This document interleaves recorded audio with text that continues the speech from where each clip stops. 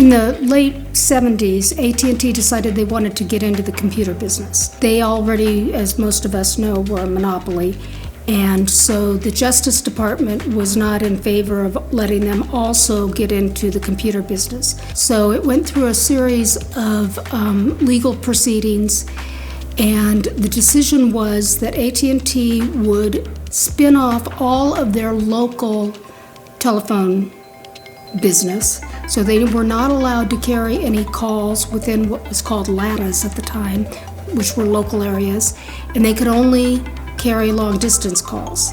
And in exchange, they would be allowed to get into the computer business. So what we at Pacific Bell ended up having at that point was we could only do telephone calls that stayed within a LATA. We couldn't do anything that was long distance. So the LATAs were generally geographic areas, although there was a lot of gerrymandering. At one point they were trying to put San Francisco and Los Angeles in the same LATA so that they'd be able to handle those calls. They didn't let them do that. So between the Justice Department and the FCC, that was what they called the breaking up of AT&T, this decision to have local traffic only done by Pacific Bell and long distance done by AT&T, and now AT&T's competitors, which there really hadn't been much in the way of competition before that. So a RESPORG is short for Responsible Organization. When there were a group of us who designed everything around how this process was going to work. The reason that RESPORGs were developed is because the FCC realized that there was competition now in long distance and even some in local, but there was no competition in 800 service. And the reason was because all of the telecom equipment routed calls based on the three numbers that it saw after 800. So if you had 800 car rent and your carrier was AT&T, it's because AT&T owned, although we don't really call it owned, the three numbers that spelled car. And that meant you couldn't change to another carrier because there was no way for you to take that number and go to another carrier. And it wasn't just that there wasn't a process.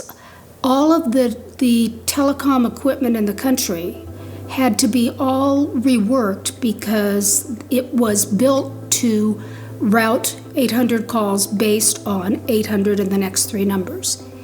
So we, in this group, there were about 10 of us that met for several years in the mid-'80s, developed everything from what was going to have to be done to the switches down to the details of how long somebody had to release a number. So a RESPORG were companies that were allowed to operate within the national database. All the toll-free numbers were dumped into one database. Before that, every toll-free number, all the toll-free numbers were kept in the individual carrier switches. But for this change, everything was put into a national database, and the companies who were authorized to go into that database and turn numbers off or move them from carrier to carrier, or what we call porting numbers, which is you have an AT&T service and you want to move to Sprint. How do you get your numbers moved from AT&T to Sprint? So that was what RESPORGs did, Responsible Organizations. If the carrier is your RESPORG, they control your numbers.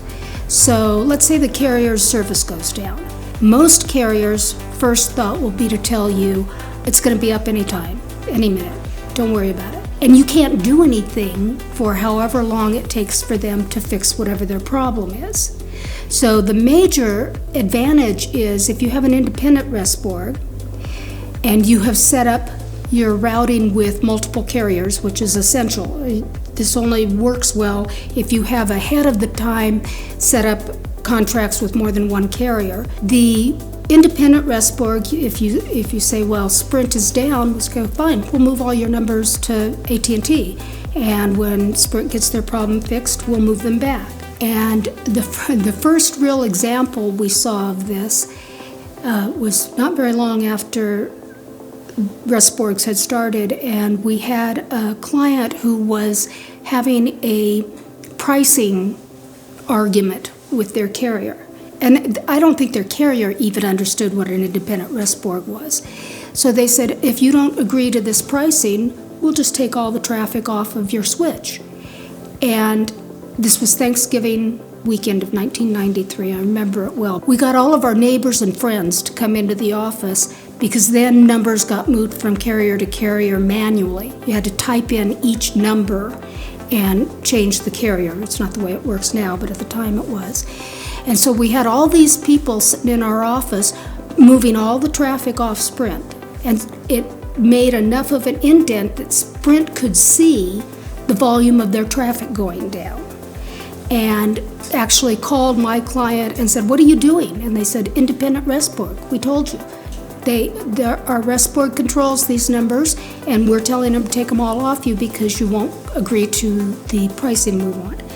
I think that was the first time that carriers began to understand really the kind of impact an independent rest board could have, because I don't think most carriers even understood at the beginning why somebody would use one. We were a very small company. It's interesting because in telecom we were a very well-known company, and I used to say we're a very big fish in a very small pond, because as a rest board we were one of the top 6 or 7 in size, and people didn't realize that as a company, at our height, we had 10 employees.